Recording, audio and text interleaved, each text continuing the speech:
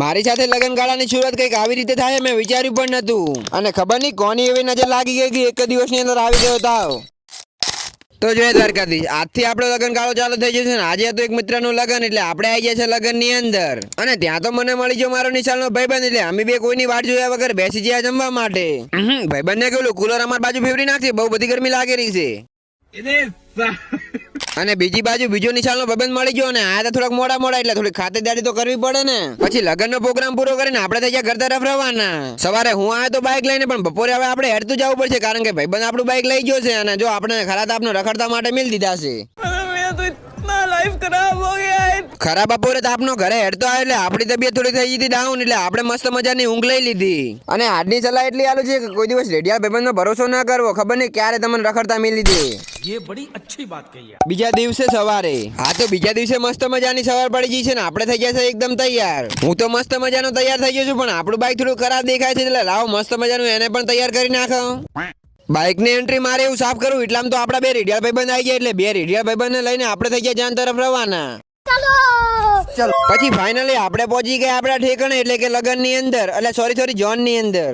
Depression. એટલામ તો વરરાજાનું સ્વાગત કરવા માટે કેટલા બધા લોકો આવ્યા હતા, પણ મારું સ્વાગત કરવા માટે મારા ત્રણ રેડિયાલ ભાઈબંધ જ આવ્યા છે. પછી રોલા છોલા નાખવા માટે આપણે આજે ચોરીએ, કારણ કે જમણવાર ચાલુ થવા થોડીક વાર હતી, એટલે મને લાગ્યું કે ત્યાં સુધી રોલા છોલા નાખી નાખું. અલ્યા એ જમણવાર ચાલુ થઈ ગયું, જેને જમવાનું બાકી હોય ફટાફટ આવી જાજો. બસ આપણે તો આટલી જ વાત જોઈ રહ્યા હતા. ચારજીઓ કેવા આવે કે જમણવાનું ચાલુ છે, એટલે આપણે ફટાફટ જમવા માટે જતા રહો. આ બાજુ કોઈક વિધિ ચાલુ હતી, પણ એ વિધિથી આપણે કોઈ લેવા દેવા નહીં, આપણે તો ફટાફટ જમવા માટે જવું પડશે. અને જમણવારમાં જો ત્યાં પણ લોચા મારીએ, કારણ કે ડીગુ તો પીરેસો, એટલે આપણે અહીંયા જાવ તો એમ કહે છે કે મને લીધા વગર તું એકલો જમેરો છે. ये समस्या है रे, क्या बोलने का। તો એ દિલ ઉપર પથ્થર મેલીને આપણે ઉઠાઈ નાખી થાળી, અને થાળીમાં જમવાનું લઈને આપણે બેસી ગયા જમવા માટે. પછી હજારો વર્ષોથી ભૂખ્યા એવા મારા ભાઈબંધ સંગાથ હું બેસી ગયો જમવા માટે. સાસ એક ગ્લાસ બે ગ્લાસ, અમુક તો પાડા કોણ સાચું પીવે. પેલા પાડા ને પાતા હતા આંગળીએ, પાડા જયારે ભેહું રાખ્યું ને અમે માલટો રાખેલા, એટલે અમને ખબર છે.